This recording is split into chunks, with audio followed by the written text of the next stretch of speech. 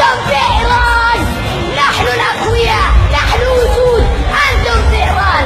أنتم لستم إلا احتلال، أنتم دولة احتلال ظالمة فاسقة، لا يوجد في قلوبكم أي ذرة للرحمة، تقتلون الأطفال والنساء وكانوا يحملون صواريخ بالطبع، هكذا يا أخوي، كانوا الأطفال والنساء يحملون صواريخ. أنت كاذب، أنت وكل جيشك، أنتم كاذبون، أنتم ليس في قلبكم ذرة واحدة من الرحمة،